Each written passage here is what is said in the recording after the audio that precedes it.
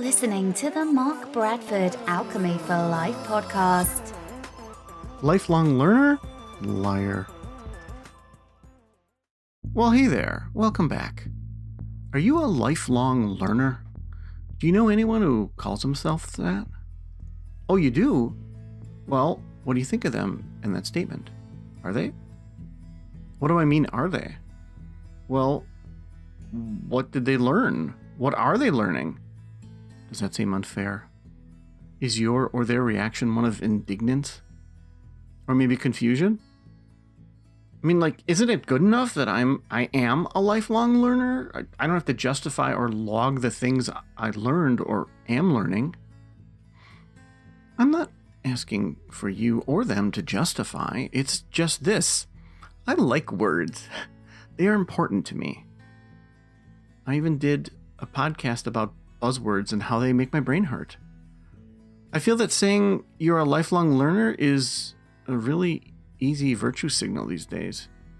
If you're bold enough to ask just one follow-up question as I have, well, what are you learning? Then it becomes a problem. See, if you're going to school or college and someone asks you what you're studying and you reply, oh, well, everything. I'm a lifelong learner. And then if you follow up with when will they graduate at this school? And they say, well, never. I'm a lifelong learner. You'd sort of question that whole college experience, right? You'd probably ask them how much they're paying for it. End game. If you want to be a lifelong learner, I really think there are 3 things you need to put your time, energy, and resources into. I said it again. I worked those words in. First of all, you have to admit that you don't know. You're willing to admit, at least to yourself, that you don't have a clue about a certain subject. This is harder than you think for a lot of people. It's so much easier to say you get something when you don't. Yeah, I get it. I get it. No, I get it. So much less to answer then. And then there's the annoying thing of people trying to teach you. Plus, you don't feel like you're good enough. You know you're in the group.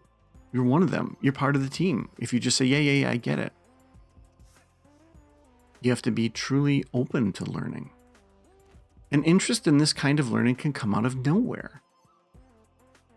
In my podcast about sort of indirectly talking about The Secret, you can tell that I'm not that kind of person. I don't believe that you just think it magically happens. I think there are efforts involved in everything.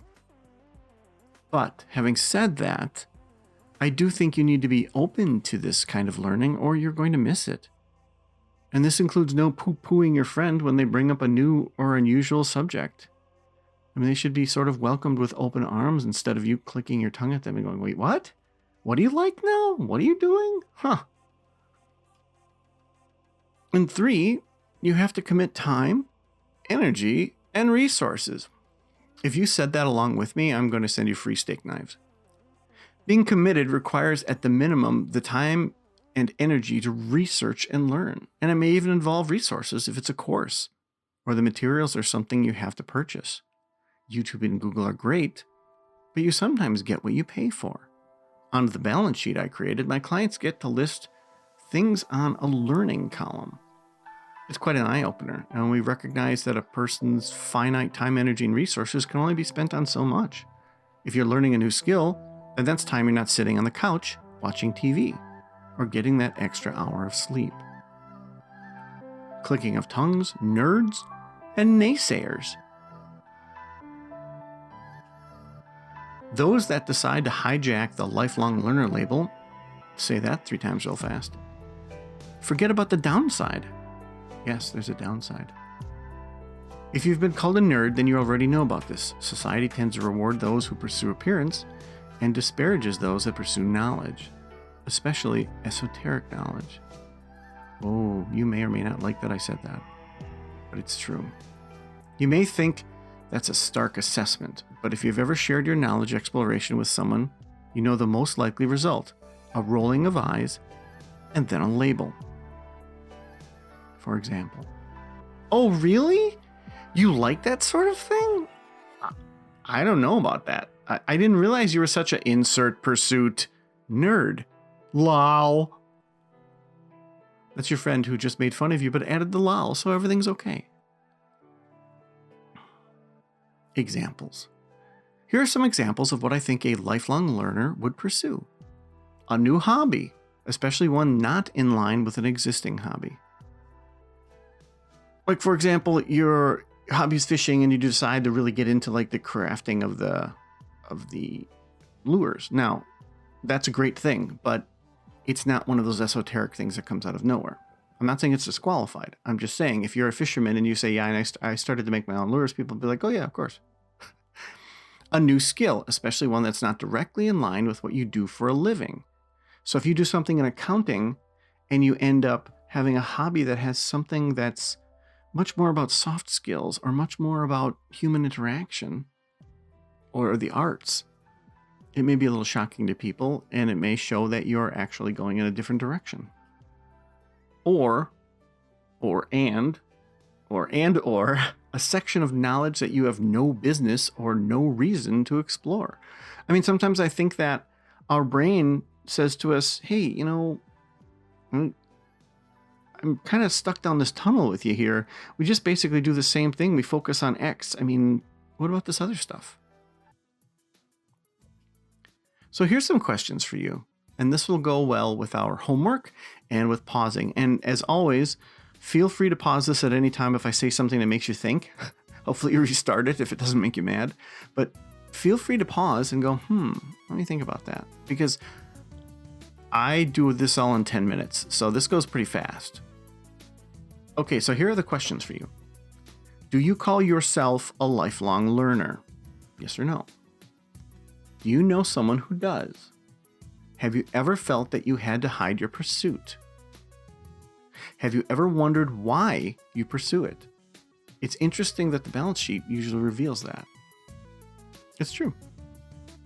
So give these questions some thought. You may have paused it after I asked each question. You may have paused it when I was done, or you'll just kind of think about this maybe when you're having lunch tomorrow, but really give them some thought. And if you aren't trying, I mean, you're kind of missing out. Having a pursuit or being open to pretty much anything can be very empowering and enrich your life. That perspective alone, I think, is what defines the quote-unquote lifelong learner. Somebody who, when something new is plopped into their lap or they are exposed to something, they go, oh yeah, that's interesting. I never thought about that. Rather than, and then their wheels start turning. You know, I don't mean that if somebody exposes you to a different kind of food, you suddenly want to be a chef. I don't mean that somebody takes you on a boat and you're like, well, I want to be an expert fisherman now, or I want to give boat tours. I'm not saying you suddenly turn on a dime to something. I'm just saying that you're very open to the thing that you're exposed to. You know, let me wax and wane with you here. I think about sometimes when bear with me, sports people. Don't get mad at me at this. But sometimes I see the sports dad who's super sportsy and he's into Team X. And he's got two little boys. Guess what? The two little boys are super sportsy and they're into Team X. It's their favorite team ever. They wear all their clothes and all that. And I wonder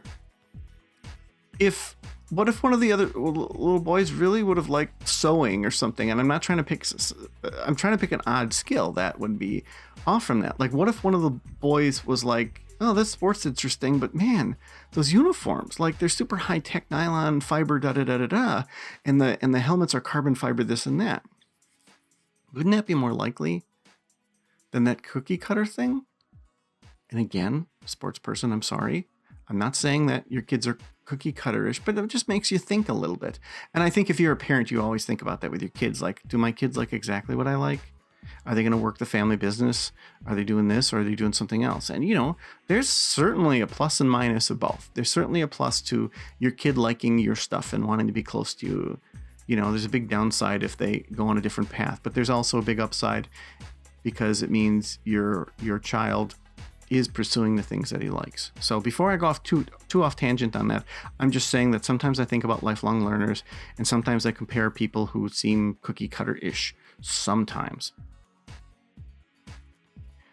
So hit me up, write to me if I made you mad, and we can chat Or hit me up if you want to know more about this balance sheet, because really people fill this out and they're like, oh, okay. Or they find some time, or they have a big hole in their schedule and they're like, wait a second. I'm doing like 6 things that are related to X, but I didn't even think I like X. Maybe I should kind of be more receptive to X.